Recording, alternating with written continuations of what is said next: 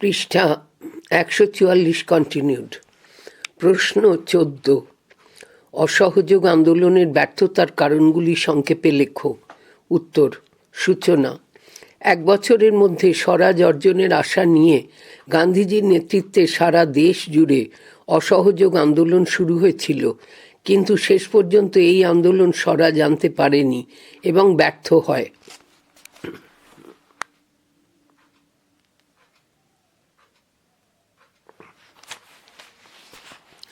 অসহযোগ আন্দোলনের ব্যর্থতার কারণ। 1. গান্ধীজির দায়িত্ব।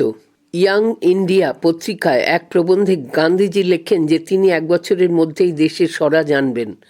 অসহযোগের আন্দোলনের মতো একটি সারা দেশব্যাপী জাতীয় আন্দোলন গড়ে তুলতে গেলে যে ধরনের ব্যাপক প্রস্তুতির দরকার ছিল, এক্ষেত্রে তার অভাব ছিল। তাছাড়া গান্ধীজির অসহযোগ সত্যাগ্রহ আদর্শ সম্পর্কে সাধারণের কাছে কোনো স্পষ্ট ধারণা ছিল না। তারা গান্ধীজির চরকা কাটার তাৎপর্যও উপলব্ধি করতে ব্যর্থ হন। মধ্যবিত্ত শ্রেণীভুক্ত আইনজীবীরা কিছুদিনের মধ্যেই তাদের আদালতের কাজকর্মে যোগ দেন। অভিভাবকদের চাপে ছাত্র সমাজও ধীরে ধীরে স্কুল কলেজে ফিরতে শুরু করে। বণিক গোষ্ঠীও তাদের স্বাভাবিক কাজকর্মে মনোনিবেশ করে। তুরস্কে খলিফাতন্ত্রের অবসানের সঙ্গে সঙ্গে ভারত খিলাফত আন্দোলনও স্তিমিত হয়ে যায়। 2. খিলাফতের সঙ্গে সংযুক্তি। খিলাফত আন্দোলন চলাকালে কেন্দ্রীয় খিলাফত কমিটির এলাহাবাদ সম্মেলনে অসহযোগ আন্দোলনের সিদ্ধান্ত নেওয়া হয়। গান্ধীজিও প্রথম থেকেই খিলাফত আন্দোলনের প্রতি সমর্থন জানিয়েছিলেন এবং অসহযোগ আন্দোলনের মূল কর্মসূচির মধ্যে সেই বিষয়টি সংযুক্ত করেছিলেন। কিন্তু তুরস্কের জনসাধারণ তুরস্কের খলিফা চতুর্থ মোহাম্মদকে পদচ্যুত করে এরপর কামাল পাশার নেতৃত্বে তুরস্কে একটি প্রজাতান্ত্রিক সরকার গঠিত হয় এবং নতুন সুলতান হন আব্দুল মজিদ। পরবর্তীতে কামাল পাশা খলিফা পদ তুলে দিলে ভারতে খিলাফত আন্দোলনের অবসান ঘটে। এর ফলে বেশিরভাগ মুসলমান জাতীয় আন্দোলনের মূল ধারা থেকে সরে যেতে শুরু করেন। স্বাভাবিকভাবেই অসহযোগ আন্দোলনও ব্যর্থতার পথে বাঁক নেয়। 3. সরকারি দমন নীতি। সরকার অসহযোগ আন্দোলন দমন করার জন্য সত্যাগ্রহীদের গ্রেফতার ও নিপীড়নের পথ নেয়। কংগ্রেস ও খিলাফতি স্বেচ্ছাসেবকদের সংগঠনগুলিকে বেআইনি বলে ঘোষণা করা হয়। সভা, সমিতি, শোভাযাত্রা ও ধর্মঘটের ওপর নিষেধাজ্ঞা জারি করা হয়। লালা লাজপত রায়, মতিলাল নেহেরু, চিত্তরঞ্জন দাস, জওহরলাল নেহেরু, মোহাম্মদ আলী, মৌলানা আজাদ, সুভাষচন্দ্র বসু, এমনকি গান্ধীজিকেও গ্রেফতার করে জেলে পাঠানো হয়। পৃষ্ঠা 145। 4. আন্দোলনে হিংসার অনুপ্রবেশ। গান্ধীজি প্রদর্শিত সত্যাগ্রহ আদর্শ মেনে এবং অহিংস পদ্ধতি অনুসরণ করে অসহযোগ আন্দোলন শুরু হয়। গান্ধীজি বারবার হুঁশিয়ার করে দিয়েছিলেন যে আন্দোলনে একবার হিংসার অনুপ্রবেশ ঘটলে সরকার সেটাকেই অজুহাত করে কঠোর হাতে আন্দোলনকে ধ্বংস করবে। গান্ধীজির এই হুঁশিয়ারি সত্ত্বেও চৌরি চৌরার মতো এক হিংসাত্মক ঘটনা ঘটে যায়। 1922 খ্রিস্টাব্দের 4 ফেব্রুয়ারি খিলাফত ও কংগ্রেস স্বেচ্ছাসেবীদের এক মিছিল বের হয়। এদের মধ্যে একদল স্থানীয় স্বেচ্ছাসেবক দ্রব্যমূল্য বৃদ্ধি এবং পুলিশি অত্যাচারের বিরুদ্ধে প্রতিবাদ জানাতে জড়ো হয়। ভগবান আহির নামে এদের এক নেতাকে পুলিশ গ্রেপ্তার করে ও বেত দিয়ে মারধর করে। প্রতিবাদে স্থানীয় জনতা অভিযান করে বাজারের দিকে এগোয় ও পুলিশকে লক্ষ্য করে ইঁট ছোঁড়ে। পুলিশ তখন তাদের ওপর গুলি চালায়। এতে উত্তেজিত হয়ে জনতা পুলিশদের তাড়া করলে পুলিশরা থানার ভেতর আশ্রয় নেয়। উত্তেজিত জনতাদের একাংশ থানায় আগুন ধরিয়ে দেয়। সেই আগুনে পুড়ে 22 জন পুলিশ মারা যান। এই ঘটনায় গান্ধীজি মর্মাহত হয়ে অসহযোগ আন্দোলন প্রত্যাহার করে নেন। প্রশ্ন 15, অসহযোগ আন্দোলনের গুরুত্ব আলোচনা করো। উত্তর। সূচনা। অসহযোগ আন্দোলনের সুদূর প্রসারী ফলাফল নিয়ে বিন্দুমাত্র সন্দেহ নেই। জওহরলাল নেহরু রচিত কোট বিশ্ব ইতিহাস আনকোট গ্রন্থে লেখা রয়েছে, কোট, অসহযোগের মন্ত্র দেশে ছড়িয়ে পড়ল, আর এর স্পর্শ লাগামাত্র এতদিন যে হীন দুর্বলতা আমাদেরকে আবদ্ধ করে রেখেছিল সেটা অন্তর্হিত হতে লাগলো। আনকোট। এক, গণ আন্দোলন। শুধুমাত্র সমাজের মুষ্টিমেয় উচ্চশিক্ষিত বা শহুরে অভিজাতদের মধ্যে এই আন্দোলন সীমাবদ্ধ থাকেনি। গান্ধীজি তার সত্যাগ্রহ আদর্শ এবং অহিংস পথে পরিচালিত করার মধ্যে দিয়ে অসহযোগ আন্দোলনকে গণ আন্দোলনের রূপ দিতে সফল হয়েছিলেন। শ্রমিক, কৃষক, ব্যবসায়ী, শিক্ষক, ব্যারিস্টার, ধনী, দরিদ্র, নারী, পুরুষ থেকে শুরু করে সমাজের সকল স্তরের মানুষ স্বতঃস্ফূর্তভাবে আন্দোলনে যোগ দিয়ে আন্দোলনকে গণ আন্দোলনের রূপ দেয়। দুই, কংগ্রেসের গ্রহণযোগ্যতা বৃদ্ধি। অসহযোগ আন্দোলনের পর জনমানসে জাতীয় কংগ্রেসের গ্রহণযোগ্যতা বাড়ে। তাই দেখা যায় জাতীয় কংগ্রেসের ডাকে সাড়া দিয়ে শহর ও গ্রামের মানুষেরা এই আন্দোলনে যোগ দিয়েছিল। এই প্রথম সুদূর গ্রামাঞ্চলগুলিতেও জাতীয় কংগ্রেসের শাখা গড়ে উঠেছিল। তিন, গান্ধীজির নেতৃত্বের প্রতিষ্ঠা। গান্ধীজির সত্যাগ্রহ আদর্শ এবং অহিংস পদ্ধতি মেনেই অসহযোগ আন্দোলন জনমানসে ব্যাপকভাবে সাড়া ফেলেছিল। এই আন্দোলনের মধ্য দিয়ে জাতীয় নেতা হিসেবে গান্ধীজির নেতৃত্ব প্রতিষ্ঠিত হয়েছিল। রবীন্দ্রনাথ গান্ধীজির প্রতি তাঁর অন্তরে শ্রদ্ধা জানিয়ে বলেন, কোট, তুমি সর্বাশ্রম, এ কি শূন্য কথা। আনকোট। চার, সর্বভারতীয় চরিত্র। অসহযোগ আন্দোলনের একটি বড় সাফল্য হল এর সর্বভারতীয় চরিত্র। বড়লাট ডাফরিন একবার ব্যঙ্গ করে জাতীয় কংগ্রেসকে অণুবীক্ষণ যন্ত্র দিয়ে দেখতে হবে বলে মন্তব্য করেছিলেন। অসহযোগ আন্দোলন এই ধারণাকে ভ্রান্ত বলে প্রমাণ করে। এই আন্দোলনের সুবাদে সারা ভারত জুড়ে জাতীয় কংগ্রেসের পরিচয় ছড়িয়ে পড়ে। শুধু তাই নয়, শহর ছাড়িয়ে সুদূর গ্রামাঞ্চলগুলিতেও জাতীয় কংগ্রেসের শাখা গড়ে উঠতে শুরু করে। পাঁচ, সামাজিক ভেদাভেদ মোচন। সামাজিক গুরুত্বের বিচারেও এই আন্দোলন সফল, কেননা এই আন্দোলনে সমাজের সর্বস্তরের মানুষ যোগদান করায় জাতপাতের সামাজিক ভেদাভেদ মুছে গিয়ে অনগ্রসর শ্রেণী সমাজের মূল স্রোতে ফিরে আসে। ছয়, অন্যান্য আন্দোলনের প্রেরণাদাতা। অসহযোগ আন্দোলন থেকে পরবর্তী সময়ে বহু ছোট আকারের আন্দোলন গড়ে ওঠে, যেমন আকালি আন্দোলন, সুরাটে বারদৌলি তালুকের কৃষকরা কর বন্ধের জন্য যে আন্দোলন করেন, সেগুলি অসহযোগ আন্দোলন থেকেই প্রেরণা পেয়ে গড়ে উঠেছিল। জাতি, ধর্ম, বর্ণ, শ্রেণী নির্বিশেষে সর্বস্তরের মানুষকে জাতীয় আন্দোলনের সঙ্গে যুক্ত করে গান্ধীজি ভারতীয় রাজনীতিতে নতুন উদ্দীপনা সঞ্চার করেন। বিদ্রোহী কবি নজরুল তাঁর কবিতায় লেখেন, কোট, এই শিকল পরে শিকল তোদের করব রে বিকল। আনকোট। মূল্যায়ন। কোনো রকম ফলাফল লাভের আগেই গান্ধীজি এই আন্দোলন প্রত্যাহার করে নেন। তাই সাফল্য বা ব্যর্থতার নিরিখে অসহযোগ আন্দোলনের মূল্যায়ন করা চলে না। প্রশ্ন 16, সাইমন কমিশনের বিরুদ্ধে ভারতবাসী কিভাবে প্রতিবাদ জানায়? উত্তর, সূচনা। ভারতবাসীর শাসনতান্ত্রিক ও সাংবিধানিক সংস্কারের দাবি পূরণের লক্ষ্যে ভারত সচিব বার্কেনহেড এর পরামর্শে ব্রিটিশ পার্লামেন্ট জন অলসব্রুক সাইমনের নেতৃত্বে 7 সদস্য বিশিষ্ট ইন্ডিয়ান স্ট্যাটিউটারি কমিশন গঠন করেন। জন অলসব্রুক সাইমনের নামানুসারে এই কমিশনের নাম হয় সাইমন কমিশন। ভারতীয়দের স্বার্থ রক্ষা করা হবে বলে সাইমন কমিশন গঠন করা হলেও তাতে কোনো ভারতীয় প্রতিনিধি না থাকায় ভারতের সকল রাজনৈতিক দল প্রতিবাদ জানায়। সাইমন কমিশনের বিরুদ্ধে প্রতিবাদ। 1. কমিশন বর্জনের শপথ।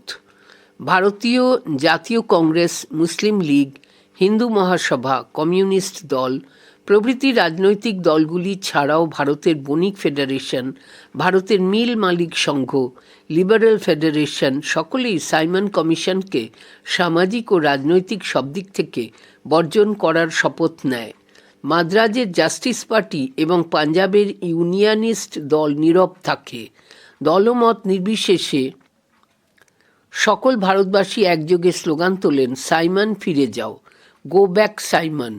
মাদ্রাজে জাতীয়তাবাদী মুসলিম নেতা M.A. আনসারির সভাপতিত্বে জাতীয় কংগ্রেসের বার্ষিক অধিবেশনে ডিসেম্বর 1929 খ্রিস্টাব্দ দেশবাসীর কাছে আহ্বান জানিয়ে বলা হয় যে কমিশনের সদস্যরা যেদিন ভারতে পা রাখবে সেদিন সারা ভারত জুড়ে বিক্ষোভ দেখানো হবে, আর কমিশনের সদস্যরা যখন যে শহরে যাবে সেখানে তাদের বিরুদ্ধে হাতে কালো পতাকা এবং গো ব্যাক সাইমন স্লোগান তুলে ধিক্কার জানানো হবে।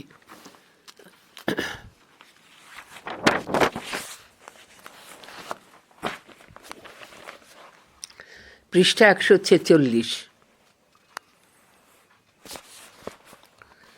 2. আন্দোলন 1. বোম্বাইতে সাইমন কমিশন বোম্বাই বন্দরে এসে পৌঁছলে ভারতের বিভিন্ন শহরে হরতাল পালিত হয়। গো ব্যাক সাইমন লেখা কালো পতাকা ও প্রচারপত্র সহ সর্বত্র বিক্ষোভ মিছিল অনুষ্ঠিত হয়। সেদিন সন্ধ্যাবেলায় বোম্বাইয়ের চৌপাটি বেলাভূমিতে 50,000 মানুষের এক বিশাল জনসভায় সাইমন কমিশনের বিরুদ্ধে ধিক্কার জানানো হয়। 2. কলকাতায় অরন্ধন ও ধর্মঘট পালন। কলকাতায় সাইমন কমিশনের সদস্যরা এলে সেদিন অরন্ধন ও ধর্মঘট পালিত হয়। ব্রিটিশ পণ্য সামগ্রী বর্জন করার আহ্বান জানিয়ে কলকাতায় মোট 32টি পল্লীর সবকটিতে একসঙ্গে সমাবেশ আয়োজিত হয় 1 মার্চ 1928 খ্রিস্টাব্দ। কলকাতায় শ্রদ্ধানন্দ পার্কের এক জনসভায় প্রফুল্লচন্দ্র রায়, যতীন্দ্রমোহন সেনগুপ্ত, সুভাষচন্দ্র বসু বক্তব্য রাখেন। 3. লাহোরে প্রতিবাদ ও লাজপত রায়ের মৃত্যু। লাহোরে সাইমন কমিশনের বিরোধিতা করে অসুস্থ লালা লাজপত রায়ের পরিচালনায় এক বিশাল মিছিল বের হয়।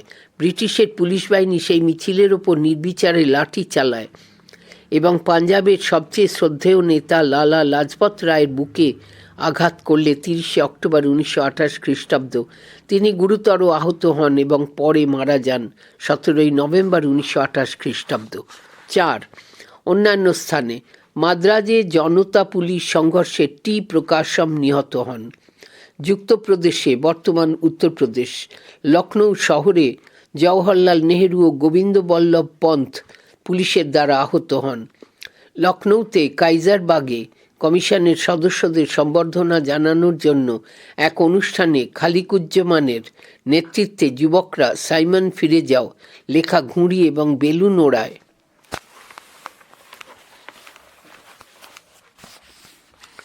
3. প্রতিক্রিয়া। জাতীয় কংগ্রেস সহ দেশের শীর্ষ নেতারা সাইমন কমিশনের বিরুদ্ধে তীব্র প্রতিক্রিয়া জানান। মোহাম্মদ আলী জিন্না, তেজ বাহাদুর সপ্রু, শ্রীমতী অ্যানি বেসান্ত, আলী ইমাম, চিমনলাল শীতলাবাদ, আব্দুল রহিম শিবস্বামী আয়ার প্রমুখ এক যৌথ ইস্তাহার প্রকাশ করে দেশবাসীকে সাইমন কমিশন বয়কট করার আহ্বান জানান। 4. নেহেরু কমিটি গঠন। সাইমন কমিশন বিরোধী আন্দোলনের প্রেক্ষাপটে ভারতীয় জাতীয় কংগ্রেসের নেতারা নিজেদের সংবিধান নিজেরাই রচনা করার সিদ্ধান্ত নেন। এই লক্ষ্যে মতিলাল নেহেরুর নেতৃত্বে এক কমিটি, নেহেরু কমিটি গঠিত হয় এবং তার ওপর সংবিধানের মূল নীতিগুলির খসড়া তৈরির দায়িত্ব দেওয়া হয়। মূল্যায়ন। জাতীয় অন্ধকারাচ্ছন্ন দিনে সাইমন কমিশন বিরোধী আন্দোলন এক আলোর দিশা দেখায়। কংগ্রেস সহ সকল রাজনৈতিক দল সাইমন কমিশন বিরোধী আন্দোলনে যোগ দিয়ে ভারতীয় আন্দোলনকে আরও গতিশীল করে তোলে। প্রশ্ন 17। টিকা লেখো নেহেরু রিপোর্ট। উত্তর নেহেরু রিপোর্ট। 1. প্রেক্ষাপট। শাসনতান্ত্রিক ও সাংবিধানিক সংস্কারের জন্য ব্রিটিশ সরকার জন সাইমনের নেতৃত্বে 7 সদস্য বিশিষ্ট সাইমন কমিশন গঠন করে, কিন্তু এই কমিশনে কোনো ভারতীয় সদস্যকে না রাখায় জাতীয় কংগ্রেস, মুসলিম লীগ এবং বামপন্থী সহ ভারতের সকল রাজনৈতিক দল সাইমন কমিশনকে বর্জন করার শপথ নেয়। ভারতের জাতীয় নেতারা নিজেদের ভবিষ্যৎ সংবিধান তৈরির জন্য উদ্যোগ নেন। এই উদ্যোগকে বিদ্রূপ করে ভারত সচিব বার্কেন হেড বলেন, পরস্পর বিরোধী স্বার্থযুক্ত বিভিন্ন দলে বিভক্ত ভারতীয়দের পক্ষে কখনোই একটি সর্বসম্মত সংবিধান রচনা করা সম্ভব নয়। ভারতীয়রা এর প্রত্যুত্তরে নিজেদের জন্য এক সংবিধান রচনায় মনোনিবেশ করেন। এক সর্বদলীয় সম্মেলনে মতিলাল নেহেরুর নেতৃত্বে গঠিত কমিটি যে খসড়া সংবিধান বা রিপোর্ট তৈরি করে তা নেহেরু রিপোর্ট নামে পরিচিত। এখানে একটি ছবি দেওয়া আছে, লেখা আছে, the committee appointed by the all parties conference 1928, the Nehru report, an anti-separatist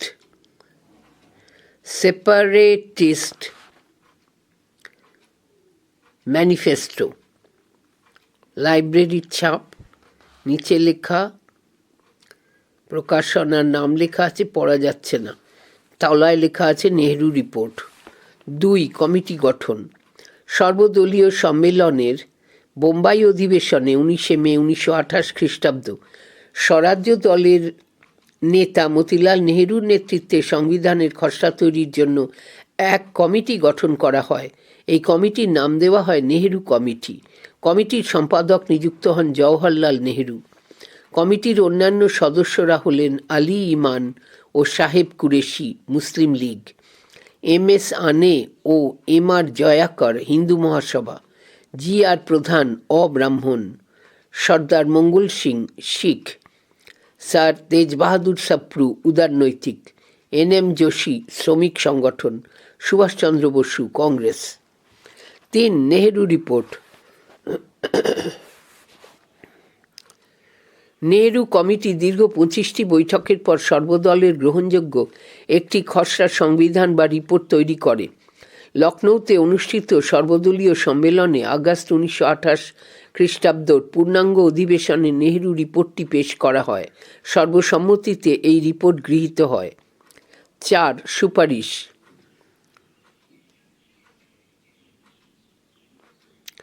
Nehru রিপোর্টের খসড়ায় উল্লেখিত মূল প্রস্তাবগুলি বা সুপারিশগুলি ছিল: 1. ভারতের শাসন ব্যবস্থার ভিত্তি হবে উপনিবেশিক স্বায়ত্তশাসন। কানাডা, দক্ষিণ আফ্রিকা, অস্ট্রেলিয়ার মতো ভারতেও ব্রিটিশ সাম্রাজ্যের অন্তর্ভুক্ত একটি স্বশাসিত রাষ্ট্রের মর্যাদা পাবে। 2. ভারতের সংবিধানে জনগণের মৌলিক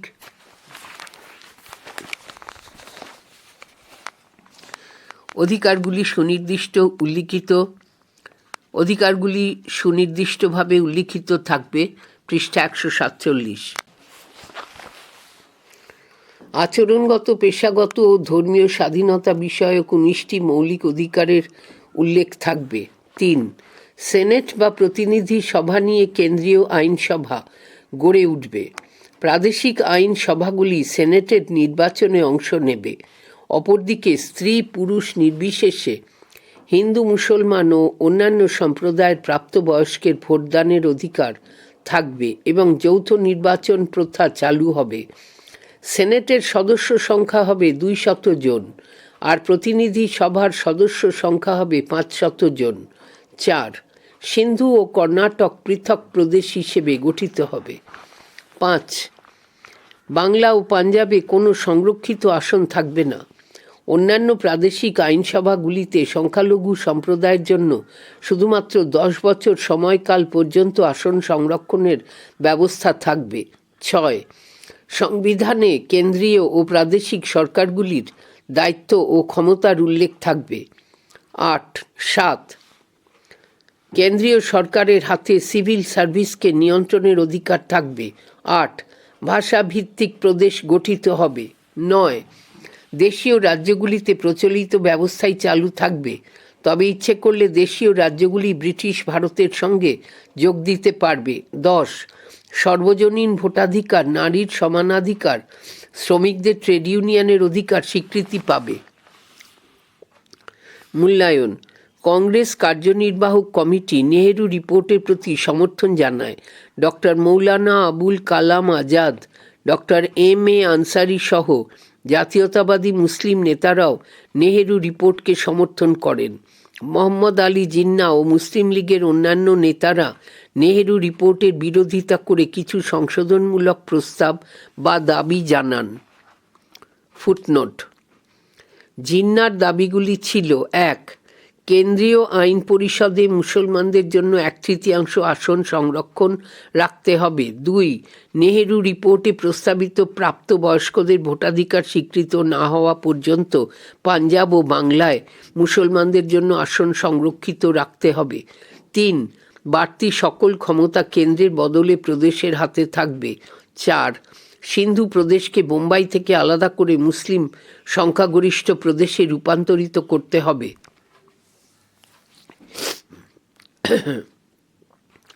5. মুসলিম সংখ্যালঘু প্রদেশগুলিতে মুসলমানদের স্বার্থ রক্ষার জন্য আইনসভায় নির্দিষ্ট সংখ্যক আসন সংরক্ষণ রাখতে হবে। মূল পাঠে ফিরে এলাম। হিন্দু মহাসভার পক্ষ থেকে জিন্নাহর প্রস্তাব বা দাবিগুলির বিরোধিতা করা হয়। পাঞ্জাবের শিখরা, মাদ্রাজের অব্রাহ্মণ দল এবং ডক্টর বি.আর. আম্বেদকরের অনুন্নত গোষ্ঠীও নেহেরু রিপোর্টের বিরোধিতা করে। এমনকি জাতীয় কংগ্রেসের মধ্যে জওহরলাল ও সুভাষচন্দ্রের নেতৃত্বাধীন তরুণ গোষ্ঠীরও লক্ষ্য ছিল ঔপনিবেশিক স্বায়ত্তশাসনের পরিবর্তে পূর্ণ স্বাধীনতা। প্রশ্ন 18। আইন অমান্য আন্দোলনে সীমান্ত গান্ধী খান আব্দুল গফর খানের ভূমিকা লেখো। উত্তর: সূচনা। উত্তর পশ্চিম সীমান্ত প্রদেশে যিনি দক্ষ হাতে আইন অমান্য আন্দোলনকে পরিচালনা করেছিলেন তিনি হলেন পাঠান নেতা আব্দুল গফর খান। ভারতের ইতিহাসে যিনি সীমান্ত গান্ধী নামে পরিচিত। তাঁর সুদক্ষ নেতৃত্বেই গান্ধীজির প্রদর্শিত পথে আইন অমান্য আন্দোলন মুসলিম অধ্যুষিত সীমান্ত প্রদেশে পেশোয়ার পর্যন্ত হয়। আইন অমান্য আন্দোলনে সীমান্ত গান্ধীর ভূমিকা। 1. আদর্শ। আব্দুল গফর খান পাশ্চাত্য শিক্ষায় শিক্ষিত ছিলেন, তবুও তিনি তরাঞ্জাইয়ের এক রক্ষণশীল হাজির সংস্পর্শে এসে ব্রিটিশ বিরোধী হয়ে ওঠেন। পরে তিনি গান্ধীজির অহিংস সত্যাগ্রহের মতাদর্শে গভীরভাবে প্রভাবিত হন। লাহোর কংগ্রেসে যোগদানের পর তিনি পেশোয়ার জেলায় ঘুরে ঘুরে গান্ধীজির সত্যাগ্রহ মতাদর্শ প্রচার করেন। 2. সংঘ গঠন। 1. অঞ্জুমান-ই-ইল্লাহি আফগানিয়া স্থাপন। অঞ্জুমান-ই-ইল্লাহি আফগানিয়া নামে একটি সংঘ স্থাপন করে তিনি আফগানদের মধ্যে সেবামূলক কাজে লিপ্ত হন। 2. আফগান যুব সংঘ গঠন। 1927 খ্রিস্টাব্দে তিনি আফগান যুব সংঘ নামে 2. সংঘ গঠন। 1. অঞ্জুমান-ই-ইল্লাহি আফগানিয়া স্থাপন। অঞ্জুমান-ই-ইল্লাহি আফগানিয়া নামে একটি সংঘ স্থাপন করে তিনি আফগানদের মধ্যে সেবামূলক কাজে লিপ্ত হন। 2. আফগান যুব সংঘ গঠন। 1927 খ্রিস্টাব্দে তিনি আফগান যুব সংঘ নামে একটি দল গঠন করেন। 3. খোদা-ই-খিদমতগার দল গঠন। আফগানদের মধ্যে রাজনৈতিক চেতনা জাগানোর জন্য তিনি উত্তর পশ্চিম পেশোয়ারে পাঠানদের নিয়ে এক জাতীয় দল গঠন করেন। এর নাম ছিল কোট পাঠানজিরগা বা উপজাতি পরিষদ। এই উপজাতি পরিষদের একটি স্বেচ্ছাসেবক বাহিনী ছিল যার নাম কোট খোদা-ই-খিদমতগার আনকোট বা ঈশ্বরের সেবক। এই সংস্থার সদস্যরা লাল কোর্তা নামেও পরিচিত। এটি ছিল তাদের প্রাচীন জাতীয় পোশাক। 4. পাপ্রতুন পত্রিকা প্রকাশ। আব্দুল গফর খান, আবার পড়ছি, 4. পাখতুন পত্রিকা প্রকাশ। আব্দুল গফর খান পাখতুন নামে একটি রাজনৈতিক পত্রিকা প্রকাশ করেন।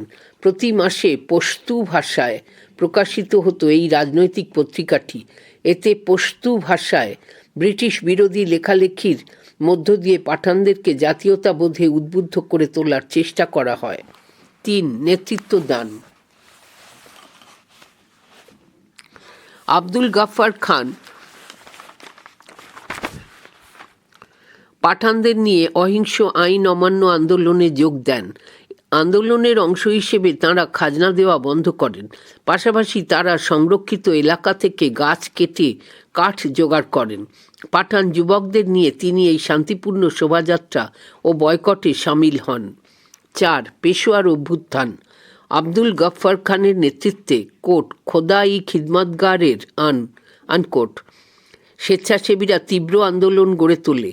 এতে ভীত হয়ে ব্রিটিশ সরকার আব্দুল গফফার খান ও তাঁর বেশ কিছু অনুগামীকে গ্রেফতার করে। এই ঘটনার তীব্র প্রতিক্রিয়া হিসেবে উত্তর পশ্চিম পেশোয়ারে এক গণ অভ্যুত্থান ঘটে। সরকারি প্রশাসনিক ব্যবস্থা স্তব্ধ হয়ে যায়। সরকারি পুলিশ নির্বিচারে গুলি চালিয়ে প্রচুর মুসলমান আইন অমান্যকারী ও সত্যাগ্রহীদের হত্যা করে। জাতীয় কংগ্রেস, নওজওয়ান ভারত সভা ও কমিউনিস্ট কর্মীরা ঐক্যবদ্ধভাবে পুলিশি সন্ত্রাসের বিরুদ্ধে প্রতিরোধ গড়ে তোলে। ব্রিটিশ বাহিনীর 18 নম্বর রয়্যাল গারোয়ালি রাইফেলসের হিন্দু রেজিমেন্টের 2টি বাহিনী পরে প্রতিবাদীদের ওপর গুলি চালাতে অস্বীকার করে। সরকারি নির্দেশ অমান্যের অপরাধে ঠাকুরচন্দ্র সিং সহ 67 জন গারোয়ালি সেনাকে যাবজ্জীবন কারাদণ্ড দেওয়া হয়। পৃষ্ঠা 148।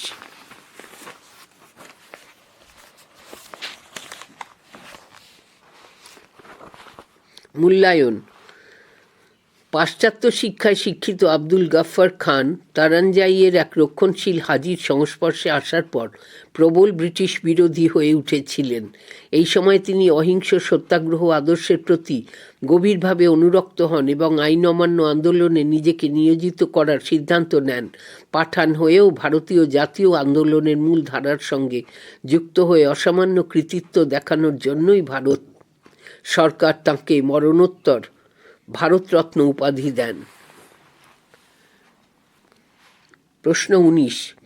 আইন অমান্য আন্দোলন প্রত্যাহারের কারণ কি ছিল, অথবা গান্ধীজি কেন আইন অমান্য আন্দোলন প্রত্যাহারের সিদ্ধান্ত নেন? উত্তর। সূচনা। 1934 খ্রিস্টাব্দে কংগ্রেসের পাটনা অধিবেশনে আইন অমান্য আন্দোলন প্রত্যাহার করে নেওয়া হয়। আইন অমান্য আন্দোলন প্রত্যাহারের কারণ: 1. সরকারি দমননীতি থেকে রক্ষা। আইন অমান্য আন্দোলনকালে সরকার যে অমানুষিক দমননীতি প্রয়োগ করেছিল তাতে নিরস্ত্র সাধারণ মানুষকে দীর্ঘদিন আন্দোলনমুখী রাখা সম্ভব ছিল না। হাজার হাজার নরনারীর কারাবরণ, ধন সম্পত্তি বাজেয়াপ্তকরণ ও পাইকারি হারে জরিমানার প্রয়োগ, এসবের হাত থেকে সকলকে রক্ষা করার প্রয়োজন ছিল। 2. হিন্দু সম্প্রদায়ের ঐক্য রক্ষা। পূর্ণ স্বরাজ এবং হিন্দু সম্প্রদায়ের ঐক্য, এই দুটি কাজের মধ্যে তিনি দ্বিতীয়টির ওপর জোর দেন। গান্ধীজি বুঝেছিলেন যে হিন্দুদের মধ্যে ঐক্য রক্ষা করতে না পারলে জাতীয় আন্দোলন ভেঙে পড়তে বাধ্য। তাই তিনি হরিজন সমস্যার ওপর বেশি জোর দেন। 3. অকারণ প্রাণহানির আশঙ্কা। সশস্ত্র ইংরেজ পুলিশের বিরুদ্ধে নিরস্ত্র মানুষের সংগ্রামে যেভাবে প্রাণহানির সম্ভাবনা বাড়ছিল তা গান্ধীজিকে শঙ্কিত করেছিল। 4. সত্যাগ্রহীদের মধ্যে ভাঙন। বস্তুত 1933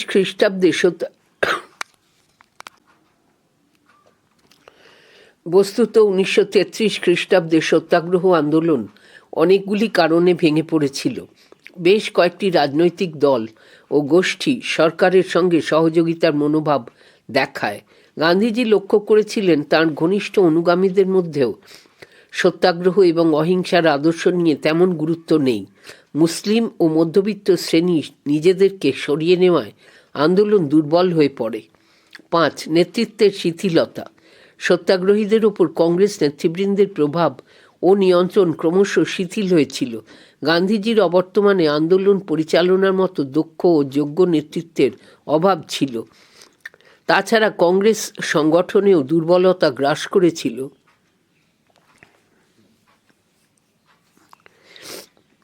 তাই দেখা যায় আইন অমান্য আন্দোলনের প্রথম পর্যায়ে যে তীব্রতা ছিল দ্বিতীয় পর্যায়ে এসে তা ছিল না। 6. ব্রিটিশ সরকারের অনমনীয়তা। ইংল্যান্ডের রক্ষণশীল মন্ত্রিসভা যে কোনো মূল্যে ভারতীয় সাম্রাজ্য রক্ষা করতে দৃঢ় প্রতিজ্ঞ ছিল। ব্রিটেনে শ্রমিকদের বদলে রক্ষণশীল দল ক্ষমতায় আসে। নতুন ভারত সচিব হন স্যামুয়েল হোর এবং নতুন ভাইসরয় হন উইলিংটন। ভারতবাসীকে স্বাধীনতা দানের ব্যাপারে তাদের মনোভাব ইতিবাচক ছিল না। এদের এই মনোভাব বুঝে গান্ধীজি আন্দোলন প্রত্যাহারের সিদ্ধান্ত নেন। মূল্যায়ন: আসলে গান্ধীজি অনুভব করেছিলেন যে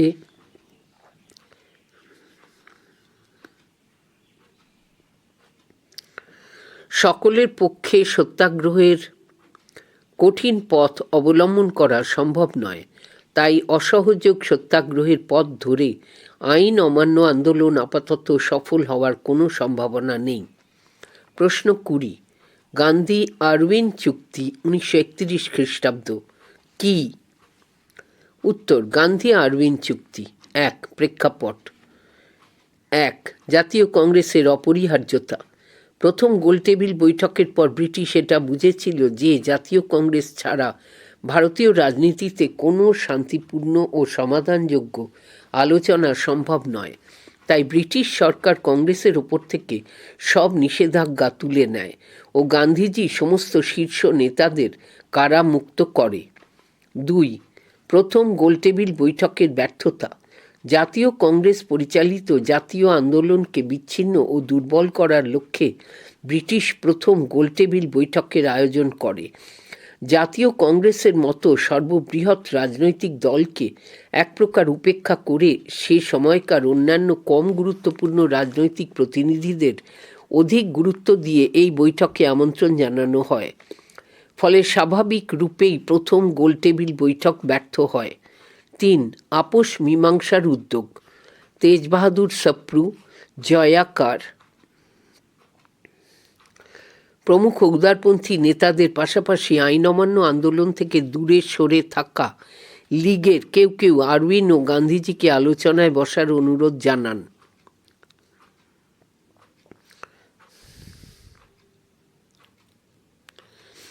গান্ধীজি শেষ পর্যন্ত তাদের অনুরোধে সাড়া দেন। 4. বণিক ও শিল্পপতি গোষ্ঠীর চাপ। ব্রিটিশ সরকার বিভিন্ন শিল্পের শুল্ক আদায়ের ব্যাপারে নমনীয় নীতি গ্রহণ করলে দেশীয় বণিক ও শিল্পপতি গোষ্ঠীগুলির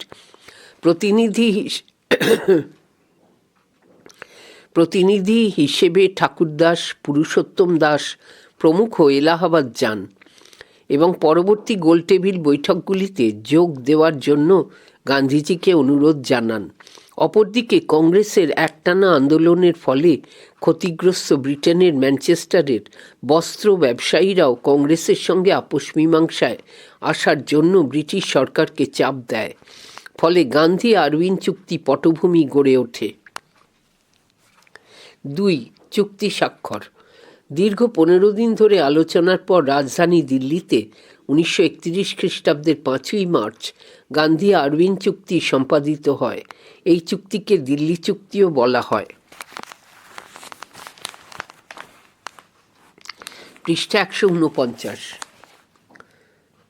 এখানে একটি ছবি রয়েছে, নিচে লেখা আছে লর্ড আরউইন।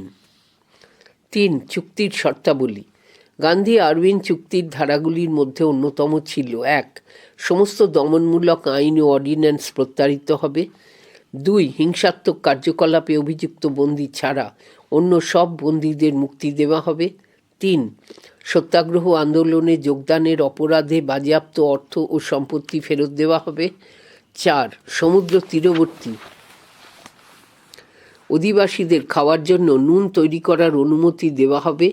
5. বিলাতি কাপড় ও মদের দোকানে শান্তিপূর্ণ পিকেটিং বেআইনি ঘোষিত হবে না। 6. দেশীয় শিল্পের উন্নতির জন্য ভারতীয়দের বিদেশি পণ্য বর্জন নীতি ব্রিটিশকে মানতে হবে। 7. পুলিশের